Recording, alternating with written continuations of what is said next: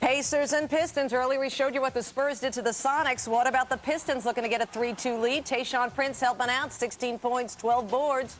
Pistons up 19. Boy, did they dominate.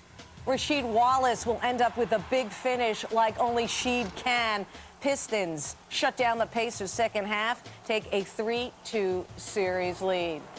For more on both games from last night, look ahead to tonight's action as well. We welcome to Cold Pizza Jalen Rose from the Toronto Raptors, and from the Minnesota Timberwolves, Troy Hudson. And Jalen, we're going to start with you.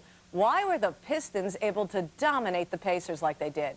Wow, the Pistons defense will do that to you. They get out there, they challenge every shot, they contest every pass, and they're the defending world champions, and I think they have a focus. They did the same thing to Indiana last year in Game 5 in the playoffs. And Detroit is not a team that's going to beat you with their scoring. They're not a team that's going to come out and score 100 points in order to win the game. They want the game in the 80s, sometimes in the 90s. That plays right into their hands, and that was evident yesterday the way they dominated the Indiana Pacers. You know, it felt like a knockout punch, Troy, for the Pacers. If you're an Indiana Pacer, how do you come back from that Game 5 defeat? Do you have anything left for Game 6? Yes, I think Detroit came out yesterday and played with a sense of urgency that Indiana didn't play with.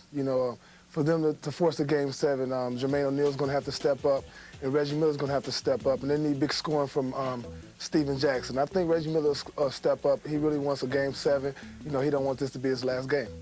Rick Carlisle made some big moves, trying to slow down the game in the second half, calling a bunch of timeouts. Didn't work for Indiana.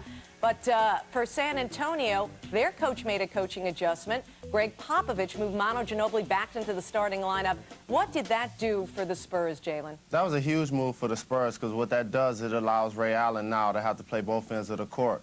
And especially without Rashard Lewis, you tend to wear down as an offensive player. Obviously, Damian Wilkins was doing a good job in the game, but Manu Ginobili is the kind of player that's on another level. He's kind of like picking up a fish with your hand. He's so slippery.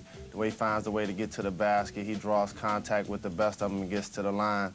And he makes a lot of flips, scoop shots going towards the basket. So he's definitely a tough matchup for any team, and he's definitely more valuable when he's in the starting lineup, getting more minutes and able to set the tone from the beginning of the game. This game was tied at the half, and then something happened, Troy. How did the Spurs shut down Ray Allen in the second half after being such a force in that first half? Defense. Just like the defending champions, Detroit Pistons, they rely on the defense. They're a team that they can score the ball, but their defense is their main line of defense. And, they came out in that second half, and they just got right on top of them. You're taught in this league to start out the second half with the first 5 minutes, and that's what they did yesterday. Looking ahead to tonight, Jalen, the Suns face Dallas without Joe Johnson, yet again out with that broken orbital bone. How far can Steve Nash and Amari Stoudemire carry the Suns with no backup? Their bench very weak. Well, I feel like coming back on their home court, that's going to be huge, because I feel like it's going to allow other players to get back into the series. Steve Nash had a phenomenal game, scoring 48 points last game. And I think coming back home, it's going to allow Amari Stoudemire to get back going towards the basket and have a good game. It's going to get Sean Marion back into the series. I look for him to have a big game. And those three-point shots fall a lot better for guys like Quentin Richardson when you're playing on your home floor. I look for Phoenix to come out tonight and really establish themselves on their home court. For a guy who is much maligned, I'm talking about Eric Dampier, Troy, this guy could be the key player in tonight's Game 5 for Dallas. He's the Mavericks' X factor. Which Dampier shows up tonight? I think the same Dampier from last game. I think he'll show up tonight and play well. Dirk really challenged him in the last game, and he came out and played with a lot of intensity. And he definitely needs to do that tonight. He can't take a night off tonight, and he has to come out tonight and play with a lot of force in the inside, be that big presence in the paint, shut down the paint, grab rebounds, and be a scorer for them. Okay, guys, the big question, who's going to win tonight? I ask you both.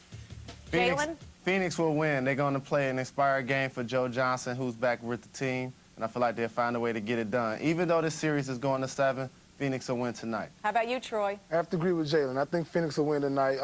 With Joe Johnson coming back, he's a great playmaker for them. He's one of the reasons why they're in this having the success they have this season. All right, guys. Thanks for the insight. Good stuff. Thank you, Lisa.